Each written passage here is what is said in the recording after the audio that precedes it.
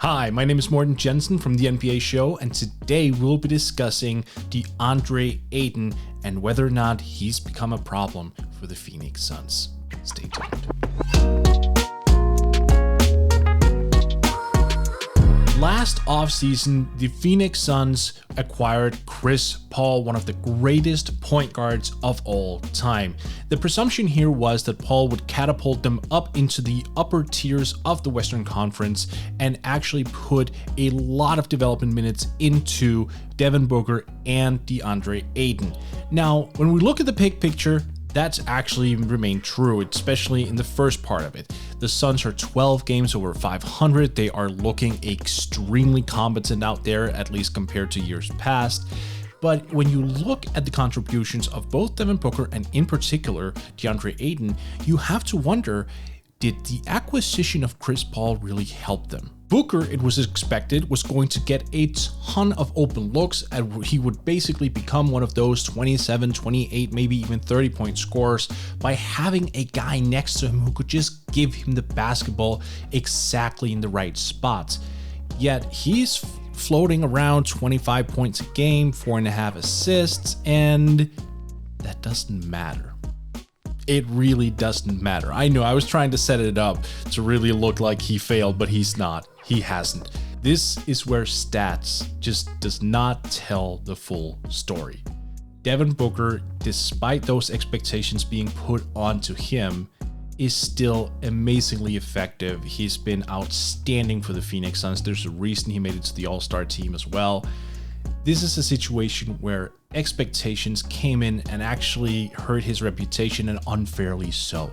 It doesn't matter that Booker isn't a 30-point scorer, which many thought he would be with the acquisition of Paul. What Booker instead has done is played the game. He hasn't really played outside of the offense a whole lot. He's played within a structure. He's taking open shots. He's taking over the duties of being the secondary ball handler when it's necessary. You know what? I just don't have anything to point at in terms of Booker and go, oh, you're worse now, or you have not made the leap that I expected you to.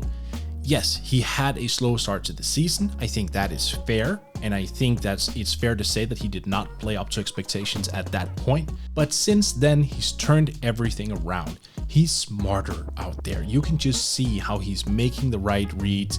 He's making better decisions than he did before. He is benefiting from having Chris Paul in the backcourt, even if the numbers suggest that he's having a sort of a down year compared to last year. Those numbers just don't matter right now. The Suns had aspirations of becoming a winner, and you know what? They are. You can't argue with 12 games over 500. You just can't, especially in a loaded Western Conference.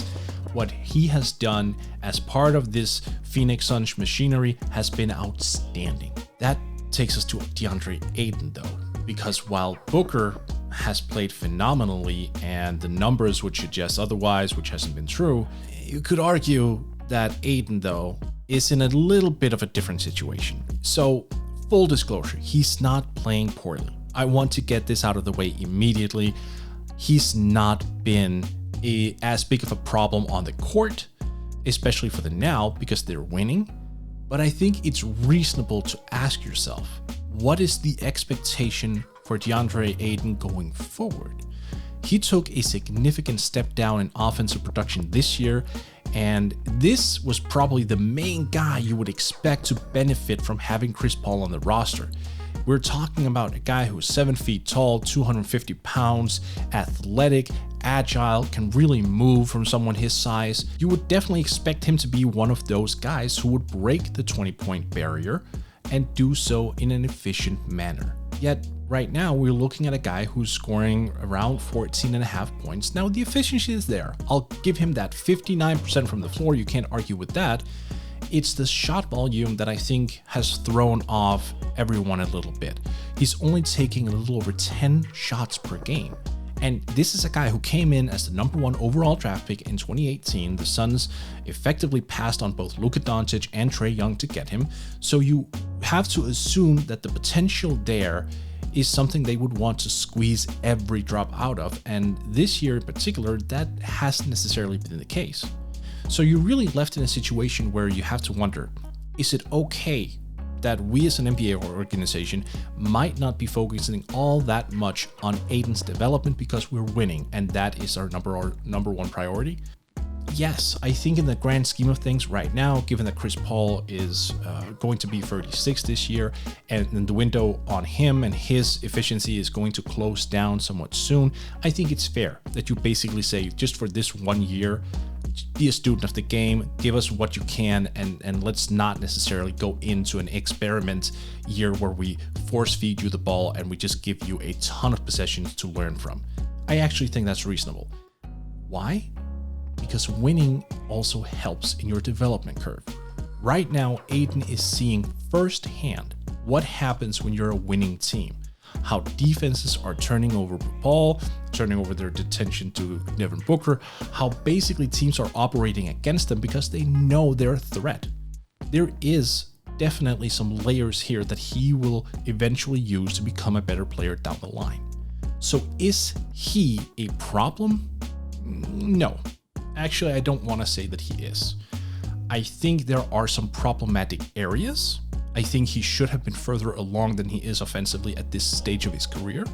I think it is slightly troublesome that Chris Paul's presence has not allowed him to be more of a free-roaming center who, just by making the right cuts and reads, could give you 16 to 18 points basically per half, because when you really think about it, his athleticism, his skill, his touch around the basket, it's outstanding. And when you have a guy like Devin Booker who takes away the attention, you have Paul who can set him up off of pick and roll and pick and pop situations, and the fact that you have a lot of shooters flanking you from the outside, that's a recipe for you to actually come in and be quite dominant. So the fact that he hasn't, it's not a good sign. I don't want to say that he's bad. I don't want to say that he has necessarily regressed or declined. I don't think we are at that stage quite yet, but I think it's worth keeping an eye on his development as well. I think you need to have a foot in both camps, at least after this season. Like I said, you can afford 1 year where you just go for it. And right now the Suns they've only lost 11 games. You could make a reasonable argument that they could go on a run in the playoffs. Finals contender? Not sure. Western Conference Finals contender? Probably. And if that's the sacrifice you're making just for 1 year, remember, just for 1 year, it's worth it. But if you continue just taking that approach over Ayton's development down the line, then I think it becomes an entirely different issue. I think this is a guy who needs to hit. He is too good. He is too talented.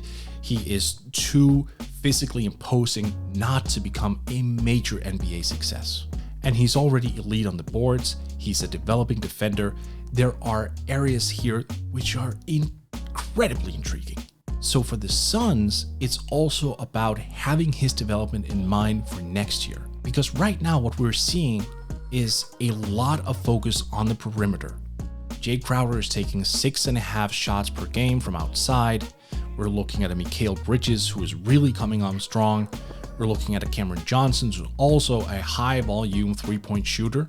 And those things are objectively great. They help space the floor for Chris Paul, for Devin Booker, but they should also add in the benefits of having Deandre Ayton out there. He should benefit from that spacing, and he's not.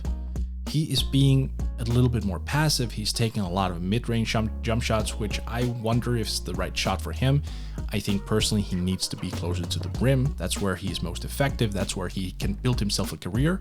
I'm not saying he needs to lay off the mid-rangers or even the 3-point shot, because in today's NBA, that is just going to be an absolute requirement for every center out there who has aspirations of becoming an all-NBA candidate down the line.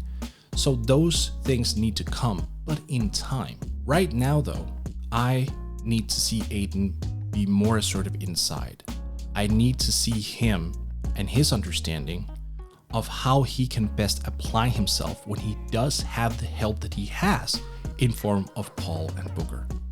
Now I know that there are Suns fans out there who are actively trying to shop him out of town in a trade. I will say this first and foremost. Even though Ayton might not have delivered on certain expectations this year, including him in fictional trade packages right now is incredibly short-sighted.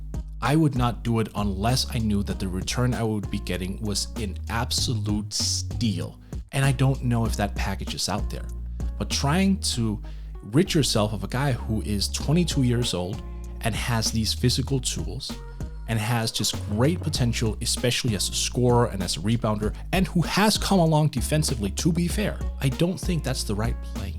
I think you need to try to make a concerted effort to get him involved to the extent that you can right now. And then when the 2021-2022 season rolls around, that's when you take him aside, you sit him down, you look him straight in the eye and you go, this year is yours.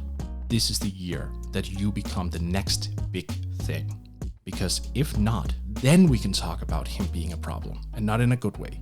After this season, Ayton is going to be eligible for a contract extension. And you know what? If he doesn't get a max, someone will offer that to him in the year 2022 when he can be a restricted free agent.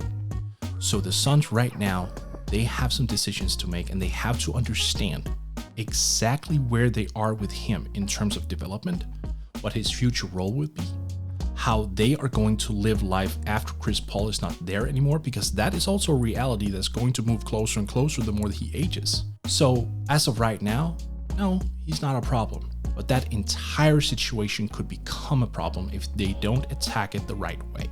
So for Phoenix right now, it's about understanding what they can do today, but also very much so what they can do for tomorrow.